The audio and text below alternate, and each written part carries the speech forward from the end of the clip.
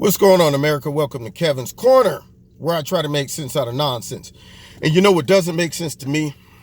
Why Robert Mueller would think that it's his obligation to get up there and expound upon, I guess, the Robert Mueller report and throw a bone out there to the DNC and to the public, inferring that the president must have done something shady and that there was a crime there. We just couldn't do nothing about it.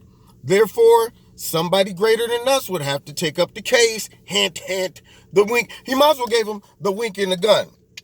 Like, he should have came out there like, yep, somebody like Congress, if they wanted to impeach him or pick up the trail of obstruction, it's up to them. It's up to them. I'm not saying that they should, but if they did, that's what he did.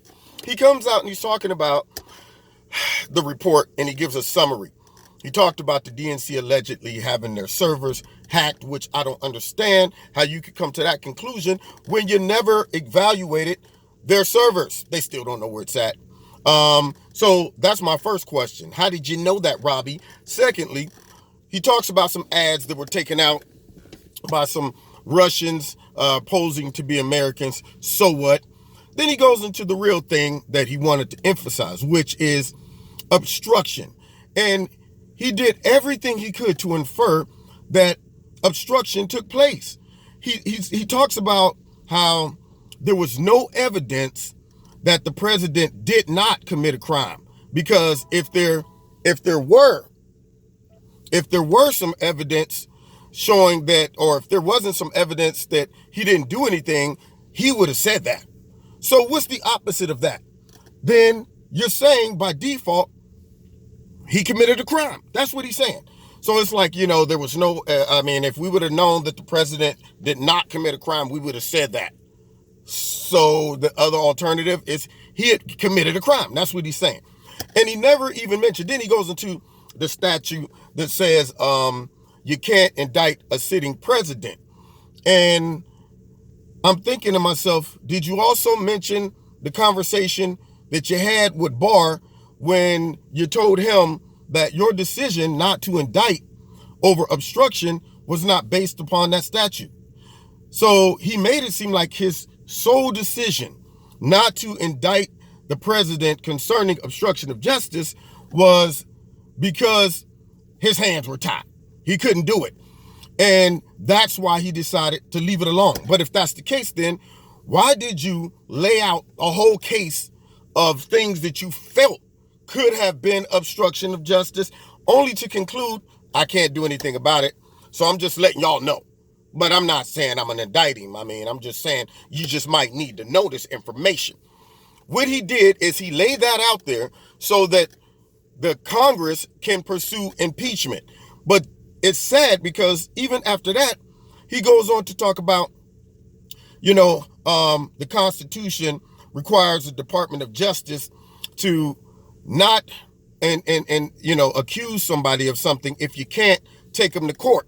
What you basically just did is accuse the president of obstruction of justice without saying it flat out.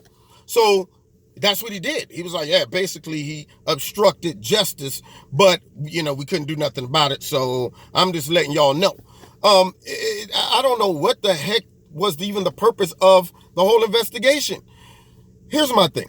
If there was no collusion, no conspiracy, and the president had nothing to do with Russia, and you came to the conclusion that he did not obstruct justice, or even if you couldn't come to the conclusion, why even mention it?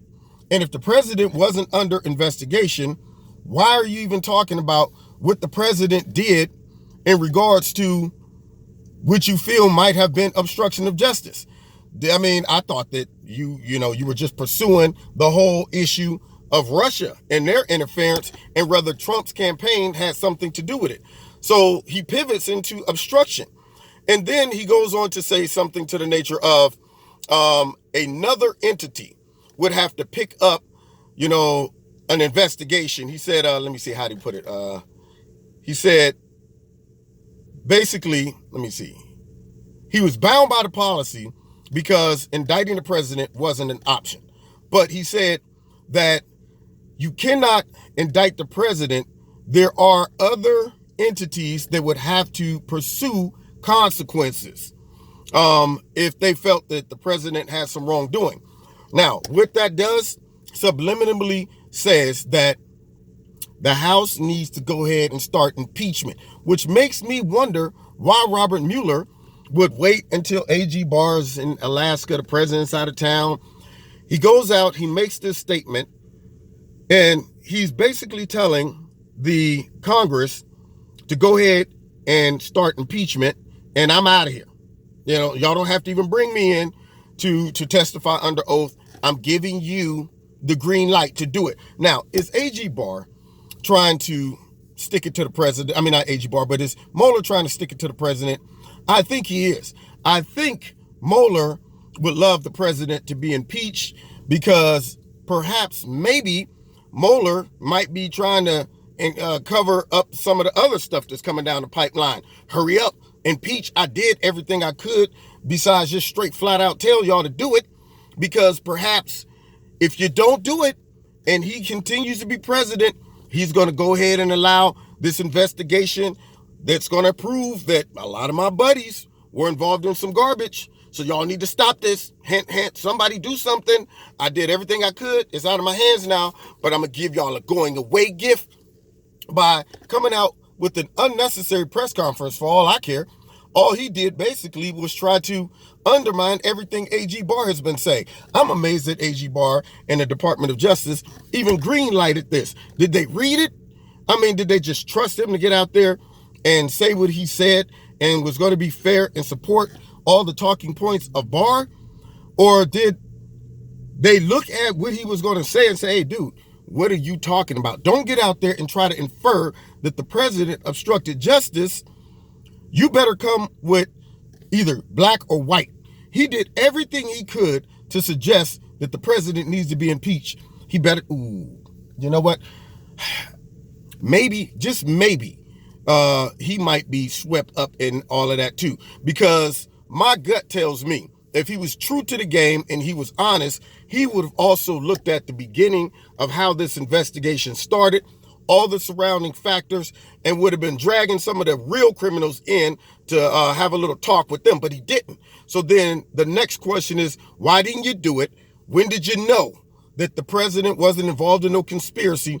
And why did you allow this charade to continue if you knew that, if you weren't trying to get the president on a perjury trap or flip somebody and try to make them make up some stuff? And then to come out with this garbage as a going away gift makes me feel a little more suspicious about old Robbie boy. So I'm going to be talking about this tonight on my show, y'all. Yeah, I'm going to try to make some more sense out of this nonsense, but I don't think I can, because that's what it is. Complete nonsense. Check me out 7:30 live on YouTube, and also check me out on my radio blog talk show tonight, 7:30. Check out Extreme Tees. If you like something, make sure you click on it and you'll get a 20% discount by putting my name in the promo code Kevin. And then also, if you want to donate to Kevin and Kevin's Corner, feel free. There's a link in the bottom to do that. Don't forget to hit like, share, subscribe, and the notification button, and find me on Facebook and Twitter, and we'll see you in Kevin's Corner. God bless.